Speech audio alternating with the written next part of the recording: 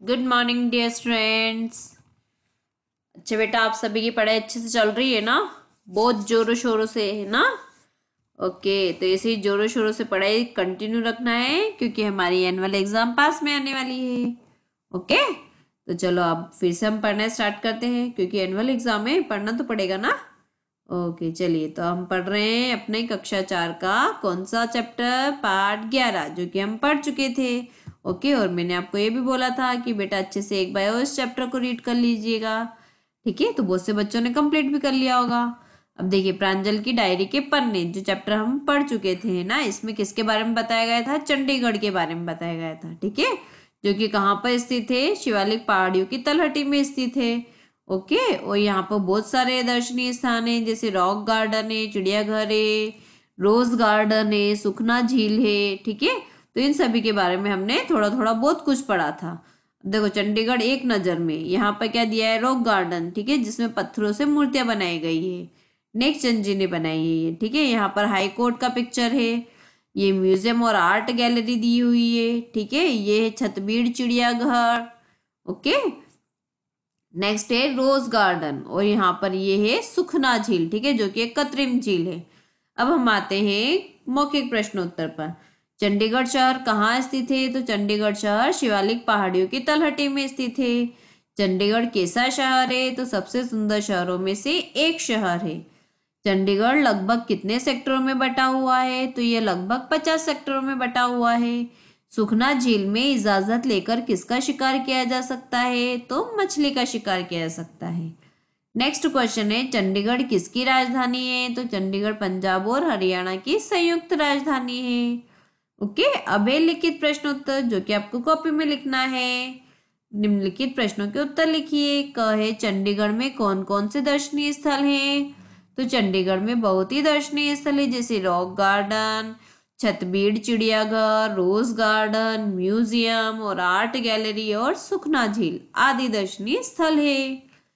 Next question है, रोज garden की क्या विशेषता है? तो क्या विशेषता है बच्चों? तो उत्तर देखिए, रोज गार्डन गुलाब के खूबसूरत फूलों के लिए प्रसिद्ध है। रोज से ही पता चल रहा है कि वहां पर गुलाब के बहुत सारे फूल होंगे। इसमें गुलाब के फूलों की 1500 से अधिक प्रजातियां हैं। ओके, यह एशिया का सबसे बड़ा उद्यान है। यह 30 एकड़ क्षेत्र में फैला हुआ है। इस गार्डन में प्रतिवर्ष फरवरी माह में रोज उत्सव भी मनाया जाता है। ओके, तो ये हुई रोज गार्डन की विशेषता। अब हम आते हैं नेक्स्ट क्वेश्चन, चंडीगढ़ पर्यटकों के आकर्षण का केंद्र क्यों बना हुआ है? तो देखिए, चंडीगढ़ अपनी खूबसूरती के कारण पर्यटकों के आकर्षण का केंद्र बना हुआ है। इसीलिए हजारों पर्यटक इस सुंदर शहर में भ्रमण हेतु आते हैं। ठीक है, आकर्षण का केंद्र क्यों बना हुआ है? इसकी खूबसूरती के कारण बना हुआ है। ओके, और यहाँ पर बहुत अनेक दर्शनीय स्थल भी है। नेक्स्ट है, चंडीगढ़ के म्यूजियम और आर्ट गैलरी का मुख्य आकर्षण क्या है? तो देखिए उत्तर, चंडीगढ़ के म्यूजियम और आर्ट गैलरी जो है वो ला कार्बूजिए द्वारा निर्मित है। यह मुगल कालीन, राजस्थानी और कांगड़ा शैली की दुर्लभ कलाकृतियां यहाँ का मुख्य आकर्षण है।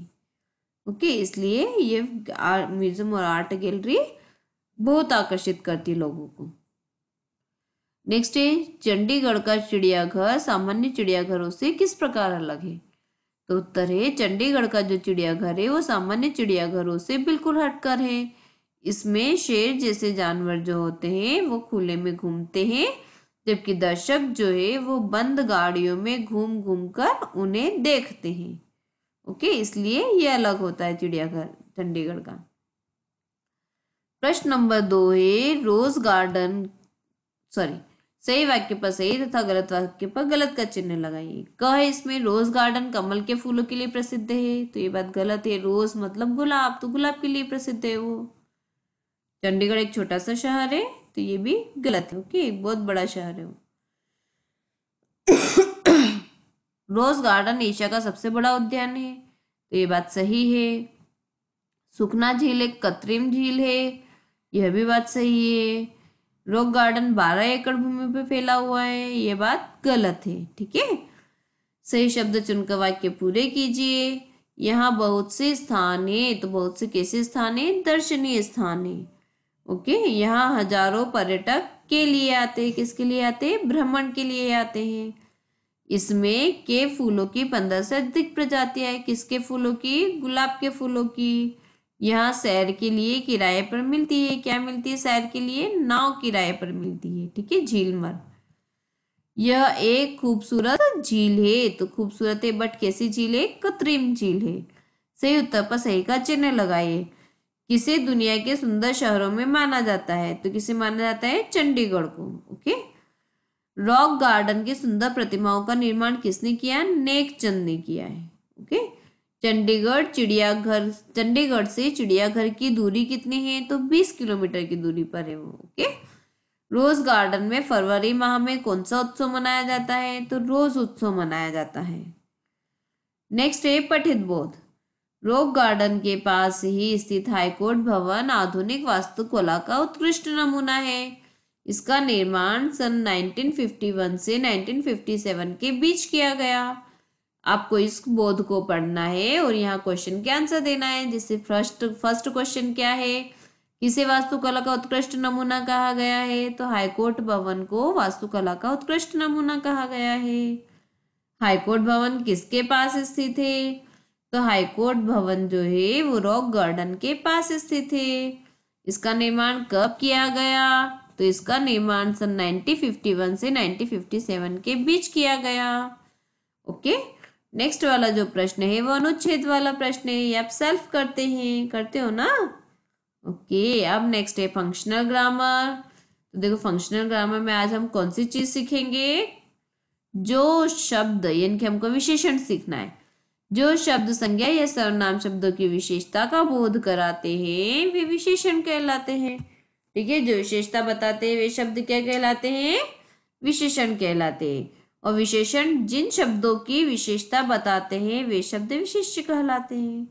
ओके, यानी कि जिसके बारे में विशेषता बताई जाती है वे शब्द विशेष्य होते हैं। यहाँ हम ये इसको सॉल्व करेंगे तो इसके थ्रू आपको और पता चल जाएगा कि विशेषण और विशेष्य क्या होता है। देखिए, विशेषण और विशेष्य छांट कर लिखिए। चंडीगढ़ सुंदर शहरों में से एक है, ठीक है, तो विशेषण तो आपको पता चल जाता है क्या विशेषता है, सुंदर विशेषता है। बट किसकी विशेषता है, तो शहर की विशेषता है ना, सुंदर शहर। ओके, हाई कोर्ट वास्तुकला का उत्कृष्ट नमूना है। ठीक है, उत्कृष्ट जो है वो विशेषण शब्द है, बट क्या उत्कृष्ट, वास्तुकला उत्कृष्ट है उसकी। ओके, तो वास्तुकला के बारे में बता रहे हैं, तो वास्तुकला विशेष्य हो गया। रोज गार्डन खूबसूरत गुलाबों के लिए प्रसिद्ध है, पर क्या खूबसूरत है ना, खूबसूरत विशेषता हो गई, पर क्या चीज खूबसूरत है, गुलाब, खूबसूरत गुलाब। ओके, यह एक विशाल उद्यान है ना, तो यहाँ पर विशाल जो है वो विशेषण शब्द आ गया, बट विशेषता किसकी बताई गई है, उद्यान की विशेषता बताई गई है। ओके, नेक्स्ट है प्रत्येक पंक्ति में बेमेल शब्द पर गोला लगाए। जो बेमेल मतलब होता है जो अलग वर्ड होता है, ठीक है, जैसे गुलाब, गेंदा, केला और कमल। तो यहाँ पर तीन तो क्या है, फ्लावर के नाम है, फूल के नाम है, बट केला क्या हो गया, फल हो गया, तो केला अलग है। चंडीगढ़, पटना, लखनऊ और हिमाचल, यहाँ पर ये सब कैपिटल्स राजधानियां है, ठीक है, और ये स्टेट है। पूरी, लड्डू, जलेबी और बर्फी, यहाँ पर ये स्वीट्स दिए, मिठाइयाँ दी है, ठीक है, बट पूरी मिठाई नहीं है। नेक्स्ट है शेर, हाथी, तोता, भालू। तो तोता एक बर्ड है ना, और बाकी सब क्या है, ये एनिमल्स है, जानवर है। झील, हिमालय, नदी, समुद्र, ठीक है, यहाँ पर इन सब में पानी होता है, बट हिमालय एक पर्वत, पहाड़ है। नेक्स्ट प्रश्न नंबर 3, वाक्यों में शब्दों का क्रम सही कीजिए। यह एशिया का उद्यान है सबसे बड़ा, तो क्या क्रम होगा, सही क्रम है, यह एशिया का सबसे बड़ा उद्यान है। रोज गार्डन में मनाया जाता है रोज उत्सव फरवरी में, इसका क्या सही क्रम होगा, रोज गार्डन में फरवरी में रोज उत्सव मनाया जाता है।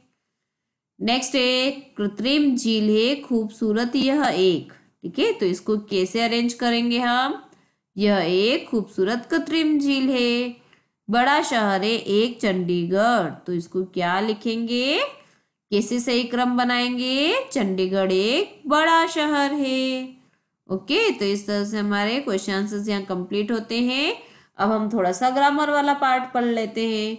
ग्रामर में हमको पढ़ना है काल के बारे में, पाठ 11 काल क्या होता है। ठीक है, टेंसेस जिसको इंग्लिश में बोलते हैं।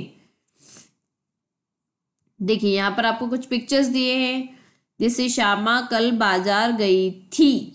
ओके, रोहिणी कहानी पढ़ती है। रमेश कल दिल्ली जाएगा।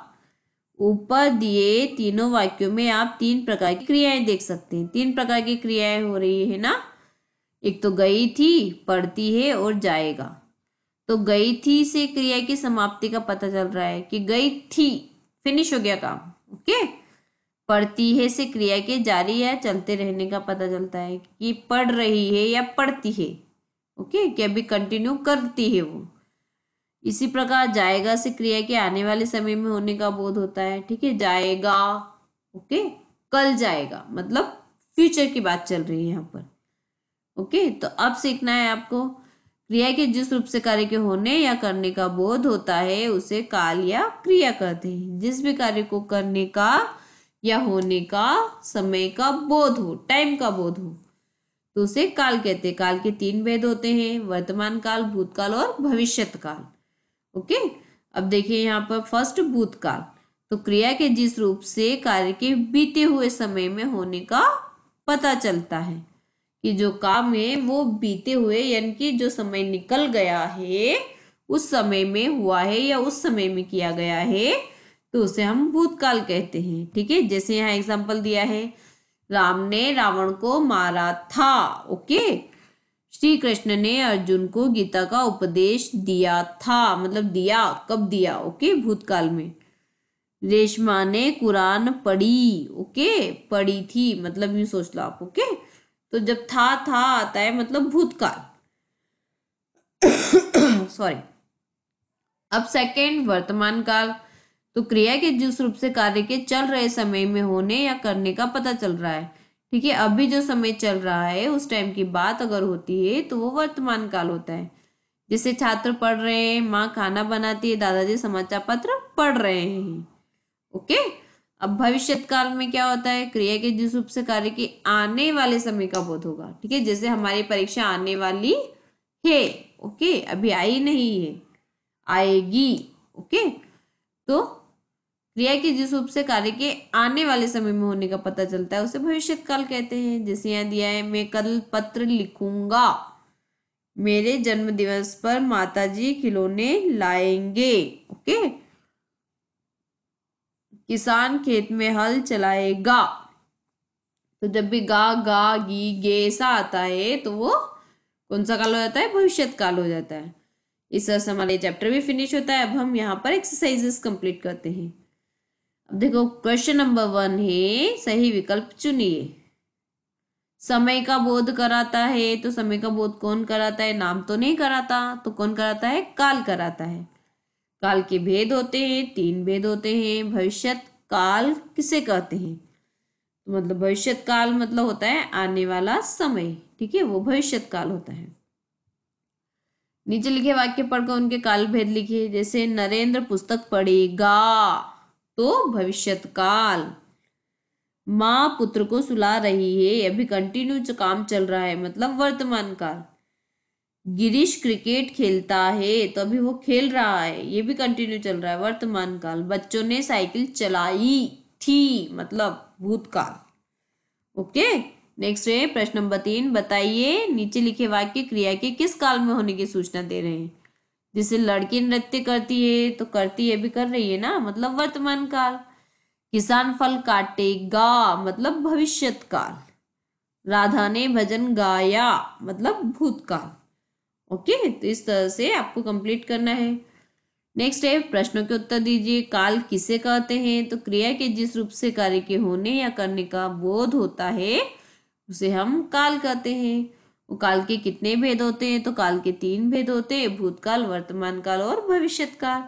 ओके बेटा, आप यहीं तक इस चैप्टर को फिर से कंप्लीट कीजिएगा और इसकी एक्सरसाइज भी कंप्लीट करना। और इससे पहले हमने हिंदी वाला जो चैप्टर कंप्लीट किया है वो भी आप कंप्लीट करके रखिएगा। ओके, और लर्निंग वर्क कंटिन्यू कीजिएगा। ओके, क्योंकि एग्जाम आने वाली है। ओके चलो बाय बच्चों, ध्यान रखना आप सभी अपना।